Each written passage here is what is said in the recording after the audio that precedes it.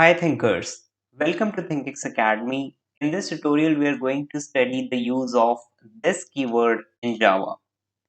So you can see that this is our main class.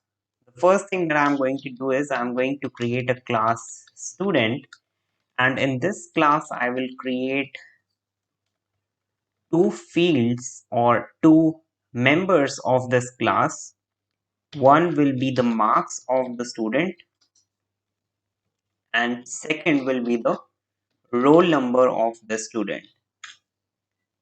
Alright, so now what I will do is in the main function, I'm going to create an object of this class student, or basically what I'm trying to do is I'm trying to instantiate this class, right? So this object is actually going to call uh, it's basically instantiation. Now what I want to do is I want to, okay, let's first initialize marks and roll number by default as 0.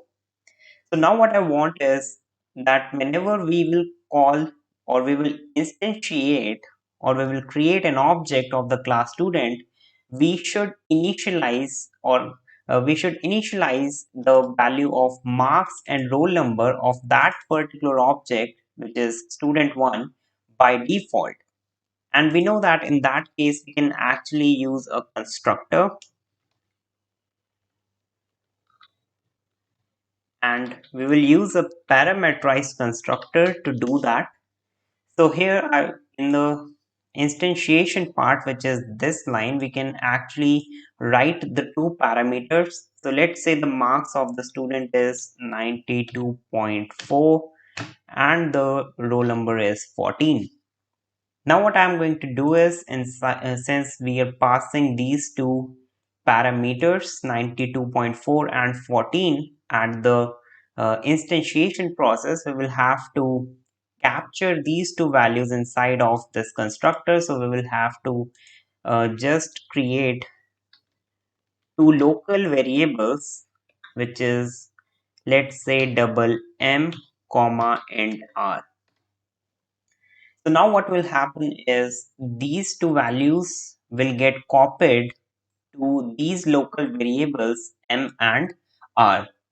Now you can see here that what now I can do is I can simply assign the value of marks as m, which basically has captured the value 92.4, and the value of roll number will be updated as r.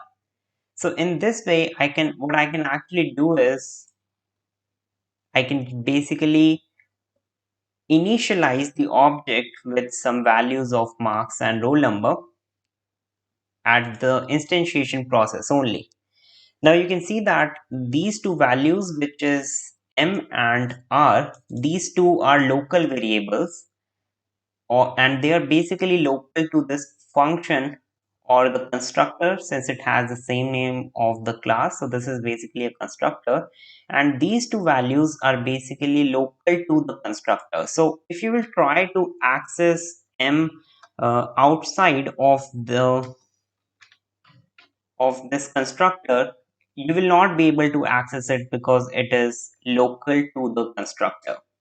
And by the color coding of the Eclipse IDE, you can see that M and R has different color, which basically means that they are local and they have a local scope to this constructor. And you can see marks and roll number have a different color, sort of cyan color, you can see.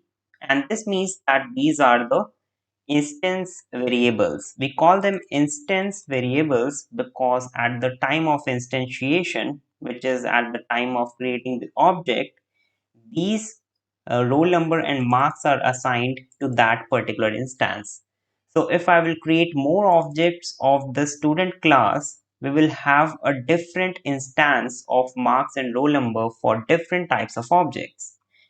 Now, why we are studying this instance variables and local variables is because we are going to use this keyword to understand or to tell the compiler that we are actually trying to use instance variables. Now let's see what is the use of this keyword. Now in this situation, you can see that if I will run this program, or let's first print the values of the marks and the value of roll number, and now I will simply run this program and you will be able to see, okay, it should be student 1, and now I will run this and you will be able to see that the marks and roll number has been instantiated as 92.4 and 14. So now you can see we are using these two local variables. Now what will happen if I will try to use the same name as we're using as the instance variables? So let's write, instead of M I'm going to write marks here, and instead of R I'm going to write roll number, and here I'm going to write, instead of M we will replace it by marks, and instead of R I will write roll number here. So now you can observe that it is showing me some warning which says that the assignment to variable roll number has no effect. Now this is happening because at this position, marks and roll number, you can see by the color that these two are now the local variables.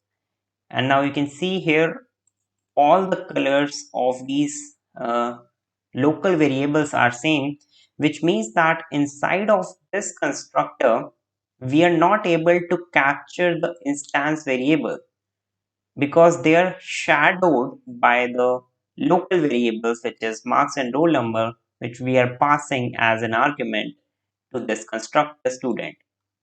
Now in this case, how can we actually point or refer to the instance variables? The answer is this keyword. So instead of writing marks, I can say this dot marks, and now you can see the color has changed. The marks, the color of marks has changed, and basically this is the use of this keyword, where we can actually point or make a reference to the instance variable of the object that has called it. Right, so you can see this student 1 is the object that is calling this constructor. So this will be able to make sure that it will make sure that marks is actually a instance variable, right? So similarly we can do this with roll number also. So this dot marks equals to marks, this dot roll number equals to roll number, and you can see that it also improves readability of the program. When we are using this dot marks, by this line the programmer will be able to understand that actually what we're trying to do is we're trying to basically refer to the instance variable and not the local variable. So it is very important to use this keyword. Even if we are using local variables, let's say M and R, I will update them here. We can still use this dot marks, this dot roll number. Although the use of this in this case is redundant, but still it improves the readability of the program, and the programmer will be able to understand very easily that okay, this marks is actually an instance variable, not a local variable like M and R, and that's why we're using this, because it actually refers to the object that invoked it. So even if we do not have a constructor, if we have some function, we can also use this keyword to just make a reference or tell the programmer that it is actually an instance variable. So that's the use of this keyword. That's all for this tutorial. Thanks for watching.